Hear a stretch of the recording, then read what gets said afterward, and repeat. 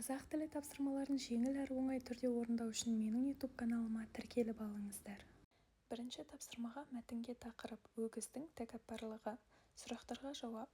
Өгіз өзіне күші көп, денесі үлкен болғандықтан өзін сиырлардан да басқа туыстарынан да артықпын деп санады. Екінші сұраққа. Өгіз түйеге де жылқыға да қосыла алмады. Өйткені олардың мінезі, жүрісі, өмір салты бөлек еді. Үшінші сұраққа. Бөлінгенді бөрі жейді деген бірлік болмай, адамдар жан-жаққа бытырап кеткенде оларды қиындықтар, жау жаман ойлы адамдар оңай жеңеді деген мағына деп ойлаймын. Төртінші, сабақ бола алады. Тәкаппарлықтың дұрыс емес екендігін ұғындырады деп ойлаймын деп бірінші тапсырманы орындауларыңызға болады.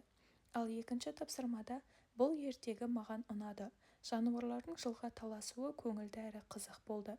Ертегіден әр жануардың мінезі әртүрлі екенін түсіндім. Сонымен бірге біреуді алдамай адал болу керектігін ұқтым деп тапсырманы орындауларыңызға болады. Үшінші тапсырмада біріншісі шал. Ауылда бір шал тұрады. Жүгіріп келе жатып шал қайып құлап қалдым. Ол арқанды мықтап шал деп айтты. Екінші су. Мен бір стакан су ішіп алдым. Кеше қатты жаңбыр жауып жер су болды. Жауыннан кейін ауа райы суып кетті. Үшінші бар. Менің 3 досым бар. Мектепке уақытында бар. Қайда бар дегенімде ол үндемей қойды. Төртінші қос. Мына есепте 5-ке 3-ті қос. Ауылда жаңа қос тіккен екен. Құстың қос қанаты бар. Бесінші ақ. Бүгін аспанда ақ бұлттар қалқып жүр. Екінші ол айтқан сөзінің бәрі ақ деп ойладым. Биылғы жылқының ақ не қара екенін ажырата алмадым. Алтыншы қал. Жолда абай бол, адасып қалма. Ол қалада емес, өз қаласында тұрады. 2-ге бөліп едім, бір бөлігі менде қалды. Жетінші шап. Ат қатты шапты. Далада шөп шап деп тапсырма берді. Күзде қолым суықтап шапшып кетті. Сегізінші қой. Әжемнің қорасында көп қой бар. Мынаны орнына қайтарып қой. Сабақта шуламай қой, тыныш отыр. Тоғызыншы жас. Мен әлі жаспын. Жаңғақтың қабығын жарып едім, іші жас екен. Көзіме еріксіз жас келді. Байқап тұрсаңыздар, балалар, үшінші тапсырмада бір ғана сөз әртүрлі мағынада қолданылып тұр. Демек, біз бұл жерде омонимдарға мысал келтірдік.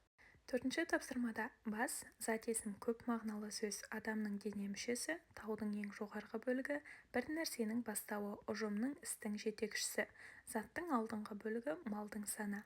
Бет, зат есім, адамның жүзі, заттың алдыңғы сыртқы жағы, кітаптың парағы, жердің үстіңгі қабаты, бір істің бағыты.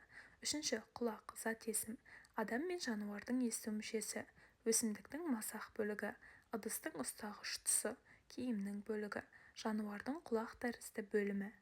Бесінші тапсырмада мектеп театры хабарлайды. Құрметті оқушылар мен ата-аналар, біздің мектептің шағын театры жан-жануарлардың жылға таласуы атты қызықты спектакль ұсынады.